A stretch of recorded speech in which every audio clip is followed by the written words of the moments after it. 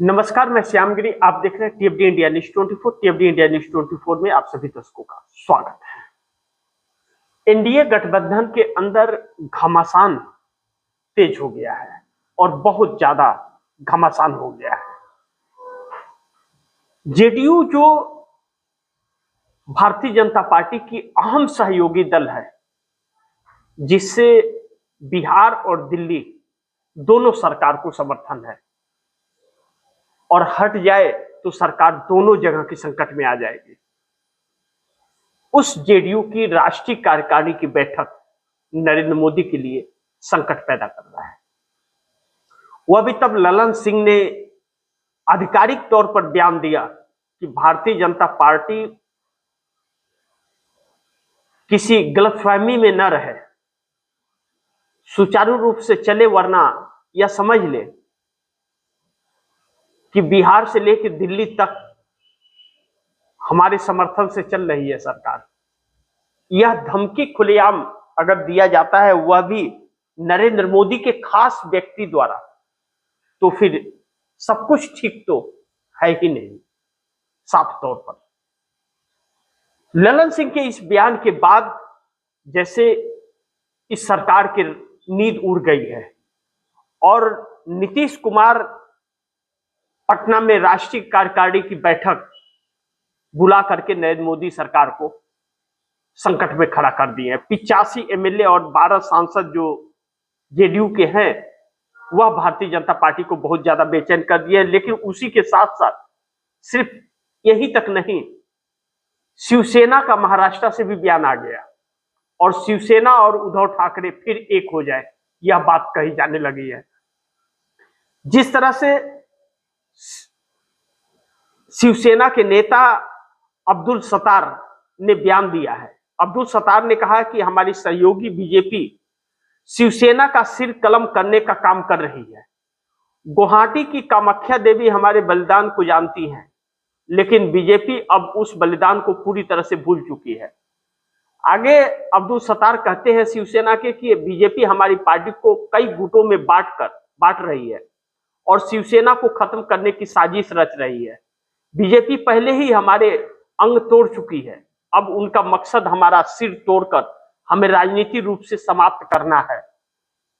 आगे अब्दुल सत्तार शिवसेना के नेता कहते हैं कि मेरे नेता जो भी फैसला लेंगे मैं उसे पूरी तरह से स्वीकार करूंगा। कारण यह है कि अगर हम बीजेपी के साथ रहते हैं और उसके प्रभुत्व में काम करते हैं तो शिवसेना का अस्तित्व बहुत मुश्किल हो जाएगा। और ऐसे ही नीतीश कुमार के तरफ से खबर ललन सिंह भी यह धमकी दे दिए कि भाजपा इस गलतफहमी में ना रहे कि हम चुप हो जाएंगे। यह ध्यान रखे कि बिहार और केंद्र के अंदर दोनों सरकार हमारे समर्थन से चल रही है। इसका मतलब क्या है? एकनाथ शिंदे के पास 54 विधायक और 7 सांसद हैं। 54 विधायक महाराष्ट्र सरकार को और 7 सांसद नरेंद्र मोदी को समर्थन दे रहे हैं। बिहार के अंदर 85 विधायक नीतीश कुमार के सम्राट चौधरी को समर्थन दे रहे हैं और 12 सांसद नरेंद्र मोदी को समर्थन दे रहे हैं। ललन सिंह जिन्होंने बयान दिया है, वह नरेंद्र मोदी अमित शाह के बहुत खास है। भले ही 2024 के बाद खास हुए हैं, लेकिन वह मोदी और शाह की भाषा बोलते थे, जेडीयू की भी भाषा नहीं बोलते थे। पिछले दिनों जिस तरह से तस्वीरें आई कि वह जेडीयू के ऊपर कब्जा करना चाहते हैं भाजपा की मदद से, वह भाजपा के खिलाफ बोलने लगे, तो बात सामान्य नहीं है। अब ऐसे में एनडीए गठबंधन एक बड़ी संकट में है। यह तो एनडीए गठबंधन की बात है, इसमें चंद्रबाबू नायडू भी अलग हिसाब किताब में चल रहे हैं, उस पर हम चर्चा करेंगे। लेकिन उसके पहले नरेंद्र मोदी के बहुत खास और प्रिय नेता ने मुंह पर इस्तीफा मार करके भारतीय जनता पार्टी को ही छोड़ दिया और आरोप लगाया कि भारतीय जनता पार्टी में कोई भविष्य नहीं है। भारतीय जनता पार्टी के अंदर कोई भविष्य नहीं है, सिर्फ सुनाती है, किसी की सुनती ही नहीं पार्टी में। किसी का सुना ही नहीं जाता। और एक ऐसा नेता जो नरेंद्र मोदी के खासम खास है, डायरेक्ट सब कुछ चलता है, और नरेंद्र मोदी ने उस व्यक्ति को, चेहरे को देश के सामने लाने के लिए और उसकी महानता बनाने के लिए मीडिया का पूरा झुंड उसके साथ लगा दिया था।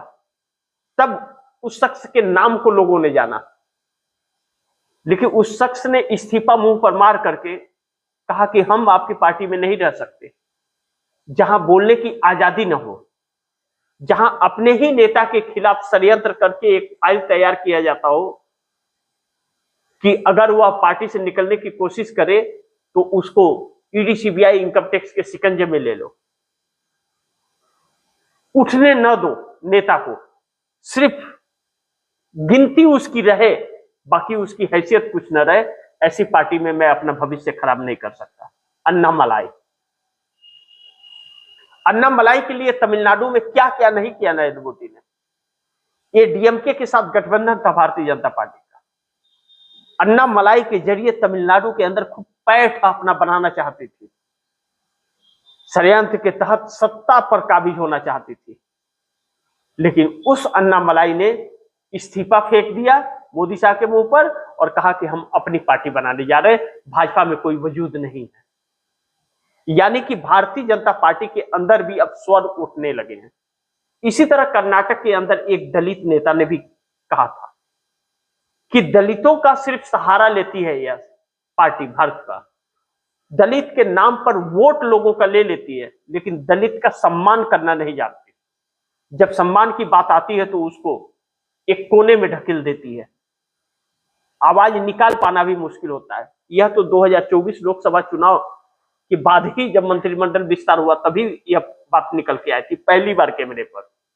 और अब अन्नामलाई बड़े नेता, ऐसे में भारतीय जनता पार्टी एक ऐसे मोड़ पर आकर के खड़ी हो गई कि अपने के खिलाफ हो गए हैं।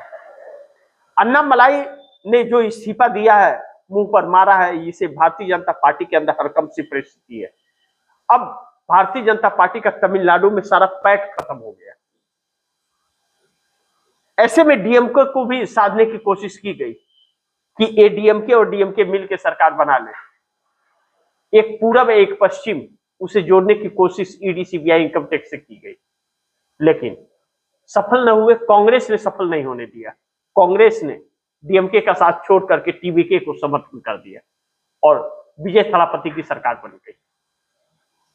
अब ऐसे में रातों रात नरेंद्र मोदी को बैठक बुलानी पड़ती है अचानक, और बैठक में यह होता है कि जो बच्चे धरना प्रदर्शन कर रहे हैं, यह छात्रों का नीट पेपर लीक और सीबीएसई का मामला जो तूल पकड़ लिया है, इससे कैसे निपटा जाए।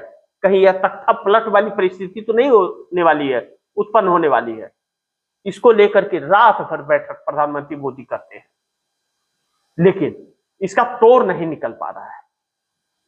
अब कॉकरोच जनता पार्टी का संस्थापक अभिजीत, वह अमेरिका से आ रहा है 6 तारीख को। 6 तारीख को इंडिया गठबंधन की बैठक होने वाली थी, लेकिन उस बैठक को 8 तारीख को शिफ्ट कर दिया जाता है, क्योंकि भारतीय जनता पार्टी का षड्यंत्र इंडिया गठबंधन के बैठक पर लोगों का ध्यान केंद्रित न हो, इसके लिए 6 तारीख को बहुत सोची समझी कुछ रणनीति या फैसले थे, लेकिन इंडिया गठबंधन ने 6 तारीख की जगह 8 तारीख को कर दिया। और ममता बनर्जी आज धरने पर बैठी हुई है कोलकाता में, अभिषेक बनर्जी और कल्याण बनर्जी पर हमले के खिलाफ। लेकिन इस वक्त इंडिया गठबंधन की जो बैठक 8 जून को होगी, 35 पार्टियां पहुंचेंगी, 234 प्लस सांसद करेंगे फैसला अगली रणनीति पर। इस बैठक से भारतीय जनता पार्टी की सांस फूली हुई है। एक तरफ नीतीश कुमार की तरफ से धमकी आ गई कि यह न भूले बीजेपी की बिहार और दिल्ली दोनों सरकार हमारे समर्थन से चल रही है, और दूसरी तरफ शिवसेना की तरफ से अब कि भारतीय जनता पार्टी हमारी पार्टी को खत्म करना चाहती है, शिवसेना को। और जेडीयू की तरफ से भी यही आनंद मोहन सिंह ने कहा था कि भाजपा जेडीयू को खत्म करना चाहती है। शिवसेना उधर से कह रही है कि भाजपा जेडीयू को खत्म करना चाहती है, उधर चंद्रबाबू नायडू का यही कहना कि भाजपा अब हमें विकसित नहीं होने देना चाहती है, हमारी पार्टी को वही दबाना चाहती है। यानी कि एनडीए गठबंधन के अंदर बहुत बड़ा घमासान है। सोचिए, 7 सांसद एकनाथ शिंदे के, 18 सांसद चंद्रबाबू नायडू के पास, 12 सांसद नीतीश कुमार के पास, 37 सांसद होते हैं। यह 37 सांसदों में यह अंदर बात आ गई है कि भारतीय जनता पार्टी हमें खत्म करने की कोशिश कर रही है, और दूसरी तरफ भारतीय जनता पार्टी का ही वरिष्ठ नेता मोदी शाह के मुंह पर इस्तीफा ठोक देता है। सोचिए कि सरकार के अंदर बेचैनी क्यों है, इसीलिए आधी रात को प्रधानमंत्री बैठक बुलाते हैं। कितनी बेचैन होगी सरकार। दूसरी तरफ इंडिया गठबंधन के 234 प्लस सांसद अगर एकत्रित हो जाते हैं, जो नई रणनीति तैयार हो रही है सब मिलकर के, राहुल गांधी को कहा जा रहा है कि सर्वमान्य नेता के रूप में चुना जाएगा, और यह काम अगर हो गया जिसमें भारतीय जनता पार्टी खलन डालना चाहती है, अगर यह काम हो गया तो भारतीय जनता पार्टी की नींव हिल जाएगी, सरकार का तख्ता पलट निश्चित है, इस बात से इनकार नहीं कर सकते। क्योंकि अब बगावत सिर्फ गठबंधन में और नहीं है, आम जनता के बीच ही नहीं है, भारतीय जनता पार्टी के अंदर भी पीएम का चेहरा बदलने का भी है। और अब तो भारतीय जनता पार्टी पर ही सवाल उठ गए कि यहां किसी की सुनी नहीं जाती, या भाजपा का ही वरिष्ठ नेता और मोदी का सबसे प्रिय नेता यह बात बोल रहा है, तो फिर मोदी का नींद उड़ना लाजमी है। किसको किसको अंदर डलवाएंगे, किसको किसको खत्म कराएंगे, पूरी पार्टी खत्म हो जाएगी। ऐसे में एनडीए में जो घमासान है वह 6 जून को 2 करोड़ 20 लाख युवा सड़क पर उतरेंगे। रातों रात जो मोदी ने बैठक बुलाई थी, इसीलिए बैठक बुलाई थी कि 2 करोड़ 20 लाख फॉलोअर वाला अभिजीत, जो इंस्टाग्राम पर अकाउंट्स खोलता है, कॉकरोच जनता पार्टी का उसको नाम देता है, और सोशल मीडिया पर 2 करोड़ 20 लाख लोग फॉलो कर देते हैं। यह फॉलो हुए या फॉलो कराए गए हैं। सोचिए, आप एक वीडियो डालिए किसी भी चीज पर, इंस्टाग्राम पे डालिए, चाहे आप यूट्यूब पे डालिए या फेसबुक पे डालिए, क्या आपको इतने फॉलोअर मिलते हैं? किसी को भी। सुप्रीम कोर्ट के सीजीआई का एक बयान आता है, और अमेरिका में बैठा हुआ मस्त मौला एक व्यक्ति कॉकरोच जनता पार्टी का आगाज सोशल मीडिया पे कर देता है, और उससे लोग जुड़ जाते हैं।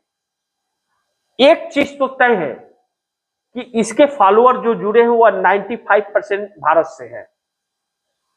हम 90% मान लें भारत से हैं, बाकी 10% कहीं से हो, अकाउंट्स ब्लॉक हो चुके हैं। अब अगर 90% भारत से हैं तो भले युवा उसके साथ जाए या ना जाए, वह एक साजिश ही हो, लेकिन एक गुस्सा तो है कि जो कॉकरोच शब्द बेरोजगारों को कहा गया, इसका मतलब उतने युवाओं के बीच गुस्सा तो है। और राहुल गांधी यही बात तो बार बार कह रहे थे, यही छात्रों के साथ मुलाकात करके बैठ करके बातें भी कर रहे थे, लेकिन सरकार बिल्कुल सुनने। अब धर्मेंद्र प्रधान का भी इस्तीफा बहुत जल्द होगा, लेकिन अब सोचिए, धर्मेंद्र प्रधान का इस्तीफा मांगा जा रहा है और शिक्षा मंत्रालय के अंदर आग लग जा रही है, जहां पेपर रखे रहते हैं सबके चेक किए हुए सीबीएसई के, वहां आग लग जाती है सारे, और यह खबर निकाली जाती है कि पेपर जल गए।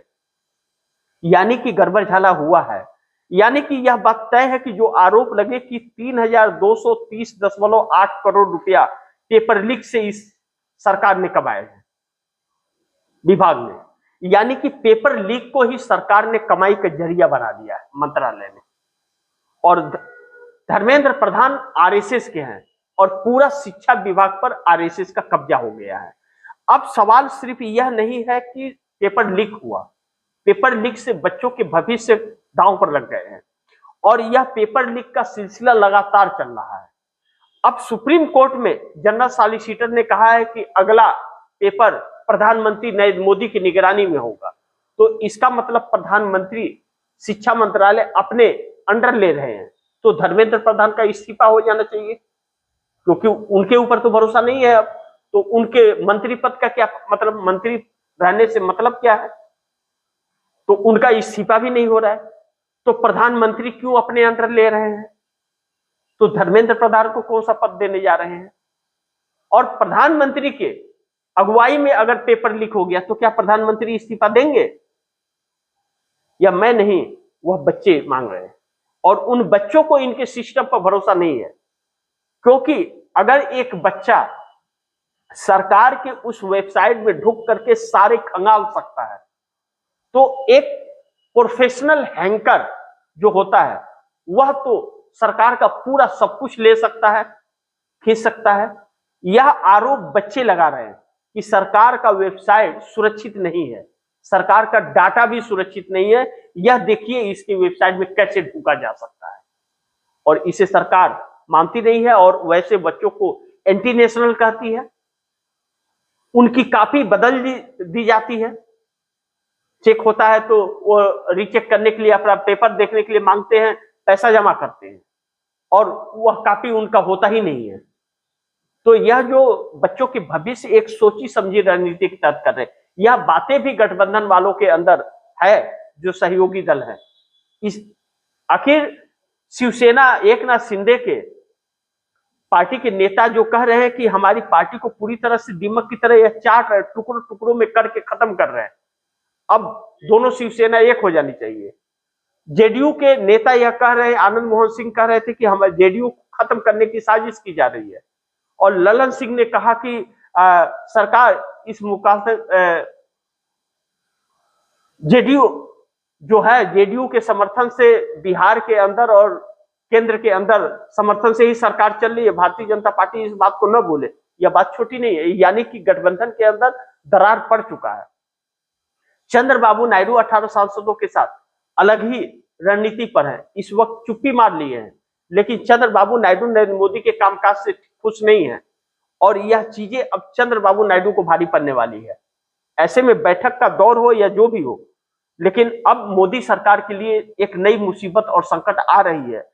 राहुल गांधी इंडिया के गठबंधन के अगर सर्वमान्य नेता मान लिए जाते हैं, तो मोदी सरकार गिरने का डर मोदी को सता रहा है कि अगर राहुल गांधी को सर्वमान्य नेता मान लिया इंडिया गठबंधन ने, तो फिर इंडिया गठबंधन राहुल गांधी के रास्ते पर निकल पड़ेगा, और वह निकल गया तो सरकार गिरना तय है, उसे कोई बचा नहीं पाएगा। इसीलिए ममता बनर्जी को तोड़ने फोड़ने की कोशिश, डराने धमकाने मारपीट करके कोशिश की जा रही है। ममता बनर्जी बैठक में इस वक्त धरना प्रदर्शन कर रही है बंगाल के अंदर, जहां वह करना चाहती थी स्टेज लगा करके, वहां परमिशन नहीं दिया गया। अब उन्हें कोलकाता के दूसरी जगह पर 2 घंटे के लिए परमिशन दिया गया, बैठी हैं। और ममता बनर्जी के साथ जो षड्यंत्र चल रहा है, जो उद्धव ठाकरे साथ खेल हुआ, शरद पवार के साथ हुआ, वही ममता बनर्जी के साथ है। 80 विधायकों में बैठक में मात्र 20 विधायक आए, 60 नहीं आए। सांसद उनके साथ नहीं है, 20 सांसद कहा जा रहा है कि भारतीय जनता पार्टी के साथ जा रहे हैं, लेकिन भारतीय जनता पार्टी के अध्यक्ष ने आज ऐलान किया है कि बयान दिया है इस बात को कि टीएमसी के किसी भी नेता को हम अपने पार्टी में शामिल नहीं करेंगे, हमारे पास खुद पर्याप्त है। लेकिन क्या यह सही है? कहीं ऐसा तो नहीं कि उद्धव ठाकरे बनाया जा रहा है और शरद पवार ममता बनर्जी को बनाया जा रहा है। अगर ऐसा हुआ तो भी भारतीय जनता पार्टी बहुत बड़े मुश्किल में फंसने वाली है, इस बात से हम इनकार नहीं कर सकते। आने वाला वक्त जब नरेंद्र मोदी का ही व्यक्ति, प्रिय व्यक्ति, विश्वसनीय व्यक्ति इस्तीफा मुंह पर फेंक दिया, इसका मतलब बात बहुत बड़ा है। अन्नामलाई ने कहा कि हम अपनी पार्टी बनाएंगे, हालांकि भारतीय जनता पार्टी का नेता निकल करके अपनी पार्टी बनाकर अभी तक सफल नहीं हुआ है। जिस तरह से कल्याण सिंह उत्तर प्रदेश के सीएम थे, गठबंधन पार्टी छोड़ करके उन्होंने अपनी पार्टी बनाई लेकिन सफल नहीं हुए। तो अन्नामलाई सफल होंगे या नहीं होंगे यह वक्त बताएगा, लेकिन वह यूपी के थे या तमिलनाडु के हैं, और तमिलनाडु में भाजपा का वजूद नहीं है। षड्यंत्र तो कुछ बहुत बड़ा इस देश में चला जा रहा है, कहीं ऐसा तो नहीं कि अराजकता फैला करके देश में इमरजेंसी लगाने की तैयारी हो रही है। इस सरकार के ऊपर भरोसा नहीं किया जा सकता, यह कुछ भी कर सकती है, जो आम लोगों को जीवन को नर्क बना देगी यह सरकार। आप दर्शक ध्यान रखिए। बाकी आप दर्शकों की क्या राय है, क्या सुझाव है, कमेंट बॉक्स में जरूर दीजिएगा। इस खबर को ज्यादा से ज्यादा शेयर कीजिए, अपने दोस्तों को भी कहिएगा आगे शेयर करें। और आपने अगर टीएफडी इंडिया न्यूज 24 को सब्सक्राइब नहीं किया, सब्सक्राइब कर लीजिए, अपने दोस्तों को भी कहिएगा सब्सक्राइब करें। मिलते हैं अगली खबर के साथ, तब तक के लिए नमस्कार।